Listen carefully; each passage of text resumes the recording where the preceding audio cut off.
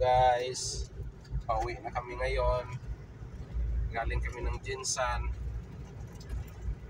Bumili kami ng mga materyales sa bahay namin para makamura kami. Kala namin mga 15,000 lang, pero umabot kami ng 20,000. Kaya yung pang Jollibee sana namin naubos na. Yan si Ariel sa likod, kumain pa yan kanina ng Latsones. Tapos nasuka. Ewan ko lang, bakit tahimik? Dapat masaya. Kasi sinuka mo na lahat. Diba? Sinuka mo na lahat eh. Yan si Ariel, kahit saan kami punta, lagi nagpabili ng ano yan, ng prutas. Basta may prutas, sold na yan si Ariel. Kaya yan. So masaya din kami kahit nakaabot kami ng 20,000 kasi yung mga napili namin may mga pangalan din na ano, na mga wire, kasi may mga standard kasi yung mga electrician eh. Kailangan nila ng mas magandang brand ng mga wire para safe din naman, para din naman sa amin. Kaya yun, pauwi na kami. At birthday pa ni Ariel bukas. Iwan ko kung ano na lang ihanda namin ito. Bilan ko na lang siguro. Ito, cake lang. Cake lang, sold na yan. Cake, hindi ka ng cake. Sabi kasi sa Gio, pag ito, cake lang. Pag cake lang ano? Surprise lang. Oo, masaya na.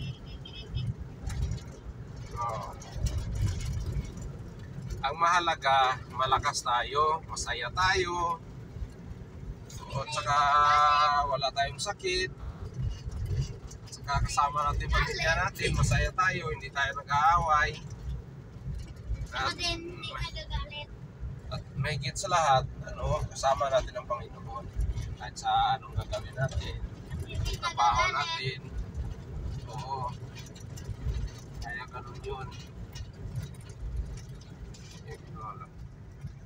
Yan. Ito yung dinadaanan namin dito, napaka ano to, dami na disgrasya dito. Halos sa isang linggo, halos lagi may natutumba ng mga sasakyan.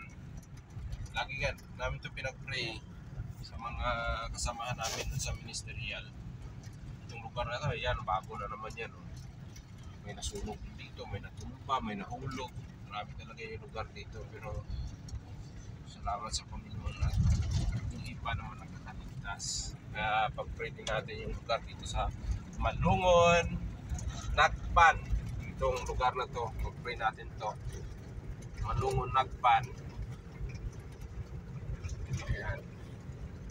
Medyo malapad na din. Yung biyanan ko nagpunta dati dito.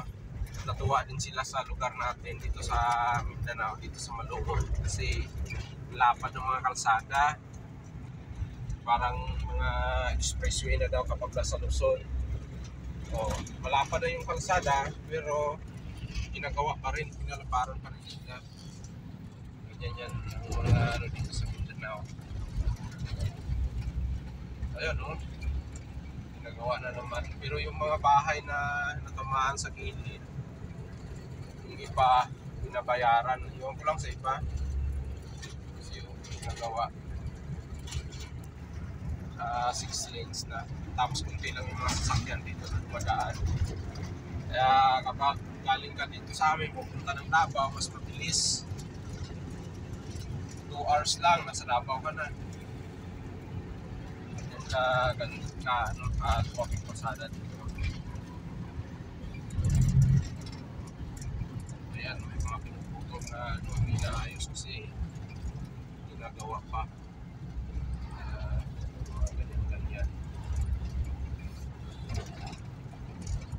Maraming mga bahay ang natanggal, pero binabayaran din sila. Pero sayang kapag concrete yung bahay mo. Kapag concrete yung bahay mo, matamaan, para mong hinayang ka ba. Tapos hindi naman buo yung bayad, baka mga kalahati lang or kunti lang din. Pero at least nabayaran sila. Isa wala talaga. Okay. Thank you sa inyo mga kaibigan. Mga vlogger. Sana suportahan nyo yung maliit namin na channel. Thank you po. Salamat. God bless po sa inyong lahat. Thank you ka. Thank you po.